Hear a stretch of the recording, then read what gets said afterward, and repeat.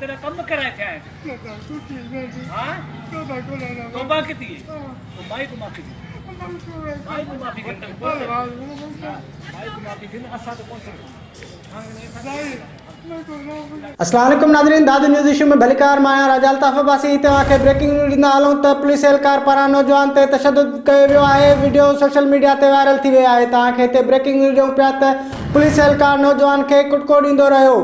तव्हांखे हिते breaking news ॾियूं पिया त सिविल अस्पताल अंदरि नौजवान पारां औरत सां छेड़छाड़ कंदे पुलिस एहलकार संदसि खे पकड़े तशद्दुद जो निशानो बणायो आहे। तव्हांखे हिते ब्रेकिंग न्यूज़ ॾियूं पिया त पुलिस एहलकार नौजवान खे तशद्दुद करे रहियो आहे। इन हवाले सां महिल असां सां गॾु लाइन ते मौजूदु आहे त असांजो रिपोर्टर दानिश कुश्को उन खां पुछंदासीं नोट कहिड़ा तफ़सीलात आहिनि। जी दानिश, असांखे आगाह कजो।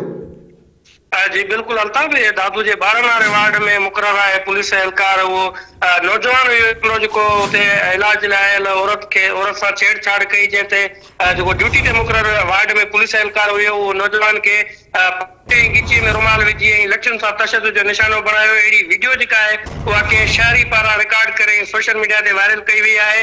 वीडियो में ॾिसी सघिजे थो जेको 12 वार्ड में मुक़रर आहे पुलिस एहलकार वो नौजवान के औरत जी छेड़छाड़ जे इल्ज़ाम में पकड़े गिची में रुमाल विझी जेका लठ आहे उन सां लठियुनि जा मस्कारा करे उनखे तशद्दुद जो निशानो बणायो आहे। उन बाद उहो जेको पुलिस एहलकार आहे उहो उनखे गिची में रुमाल विझी लठियूं हणंदो ऐं उन जेका छेड़छाड़ जे औरत सां कई वई आहे उन ते वठी वञी ऐं चवे थो त जेकॾहिं औरत माफ़ कंदी त तोखे मां छॾींदुसि, जे न त इते ई मां तव्हांखे तशद्दुद।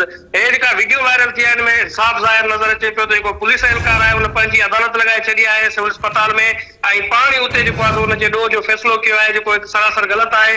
अदालतूं आहिनि, थाणा आहिनि, पुलिस एहलकार खे घुर्जे आहे त जेको नौजवान हुयो अगरि जे औरत सां छेड़छाड़ जे इल्ज़ाम में हुयो त उनखे मुलविस हुयो त उनखे थाणे ते मुंतकिल करे थाणे हवाले करे पर उन इन खां बहितर पंहिंजी अदालत लॻाइण सम्झो आहे। जी अल्ताफ़, वॾी महिरबानी दानिश, तव्हां असांखे आगाह कयो।